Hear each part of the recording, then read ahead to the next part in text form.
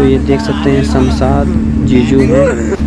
तो अभी हम आए हैं शमशाद जीजू और भैया सभी के साथ में यहाँ बोटिंग में। तो अभी हमें गंगा नदी में, तो यहाँ देख सकते हैं पूरा ब्रिज भी यहाँ से दिखाई दे रही होगी, बहुत ही स्पीड चल रही है। बहुत लंबा ब्रिज है यहाँ पास, देख सकते हैं दीघा सोन ब्रिज।